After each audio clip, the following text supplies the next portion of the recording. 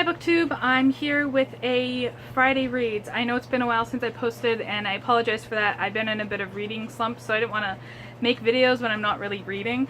The kind of BookTube goes with books, right?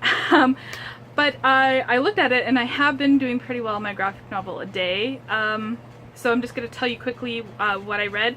I read Old Man Logan, which is about a retired Wolverine and the horrible things that happened.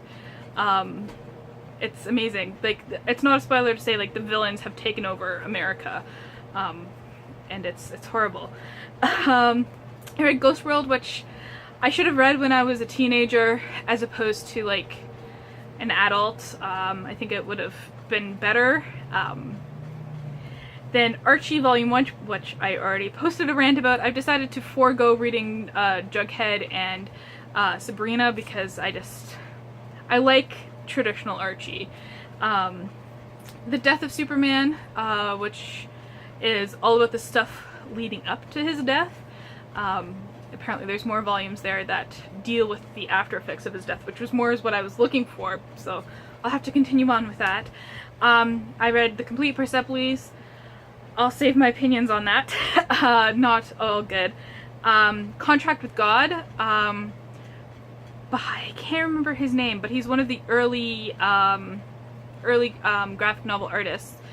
And that was really good. It was about a tenement in the Bronx surrounding mostly Jewish people. And it was like individual stories. And the way it was done was really cool. I don't have any pictures to show you because I read it on ebook format, but I will be looking for a physical copy of that. And here's what I'm currently reading. Oh, I also read Bone. That made up the bulk of my reading. I read 9 volumes of this just because it's like a continuous story, and it's really captured me, because you can't read the first one because it's a cliffhanger, of course. And you can't just read 2 because it's a cliffhanger again, so you have to read all 9. So I just pulled out randomly book number 6, volume 6 of Bone. So these are the bone creatures. Phone Bone and Smiley Bone, and there's Phony Bone. And it's a fantasy story that involves dragons and giant mountain lions and a lost princess, and it's geared towards middle grade, but there's enough depth and story and interest there to interest adult readers as well. If you're into fantasy and you're looking for a graphic novel to get into, I highly recommend Bone. It is very addictive, and get the full color ones because they're just really nice to look at. So yeah, it's your typical, well, not your typical fantasy adventure, but a really interesting fantasy adventure. I didn't like how it ended though, but apparently there are more. So hopefully I'll come back to these again. Now, what am I currently reading graphic novel-wise? I am reading Mouse Volume 1, taking it slow right now because of the subject matter. So yeah. And another graphic novel is this Canadian classic.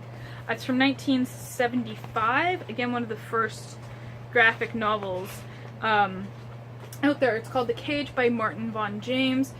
And I have my finger in there because I lost my bookmark. And it's really interesting. It's kind of surreal in that there's no like your typical panels and then characters and speech bubbles.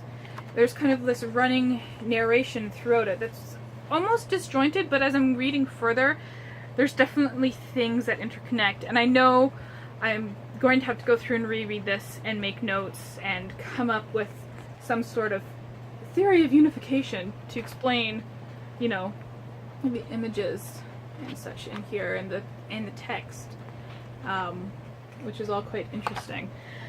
Because it's also, again, not a coherent story either. So here we go. I'll just read some parts of it. Infinitely more real than this remnant of that perpetually unfinished trick. Cords, weights, metal spikes, and all other obscene paraphernalia stacked obsessively and catalogued according to obtuse criteria. The spikes equated with the cords, binding tighter, penetrating deeper than in the original scenario. The metal plates filed carefully with unmarked sheets, the assorted fragments of material, the scraps of canvas, paper, ripped from the splintered frames, the frames themselves studded at irregular intervals with bent or rusty nails. And it's like, no, this is all wrong. This entire sequence is moving far too slowly. The objects have still not been displaced. They're still grouped in categories in the center of the drum, which has only just commenced rotating on its axis. And you're just like, what is going on? And even in the introduction, I did read the introduction first, the author and Seth, who's apparently famous, I haven't heard of him, but, you know, talk about how incomprehensible this is as a whole, but you can go through and find certain things, and I already am, and I have to make notes. So excited. As for novels, I'm still reading Stargate Atlantis Nightfall by James Swallow, and instead of reading, I've been watching Stargate SG-1. I just finished the first season in like a matter of days. So that's what I've been doing instead of reading. And a bit of a book haul, just one book. I found this at the dollar store today, of all places. I paid $4 for it. Our dollar stores go up to $4. And if I'd bought it new, it would have been $36. And what got me, obviously, was the cover. And it's in really good condition. It's kind of like this plasticky thing, and underneath there's this really cool thing. And it's just a science fiction about this alien ship that has entered the Milky Way, approaching Saturn and decelerating.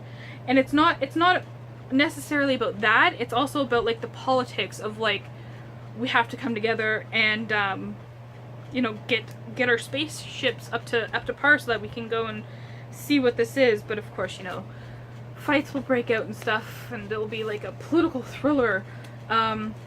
So I have never read anything by John Sanford, and it says here Ancetien, who says here he's a photographer and an expert on photographic print, double degree from Caltech in English and physics. So it'll be interesting to see. There's no actual photographs in the book, it's all just text. But we'll see. I'm definitely going to pick this one up now. I've kind of given up on my other books just because I had no interest in them right now. So I'm just DNFing but not getting rid of. I don't hate them or anything. They're just not for me right now. And before this gets any longer, I'm also listening to Don Quixote on audiobook, and it is awesome and hilarious and so easy. And I never thought I'd laugh at book burning, but the scene that they had around it, I was like, this is hilarious, because they can't make up their mind. But this is a classic, but it's also horrible. But what should we do? And oh no, you know what? I really like this book, so let's keep this one. Yeah, it's really cool. So that's it. That's my Friday reads, my little update. Thank you for watching, and let me know what you're reading. Have a great weekend.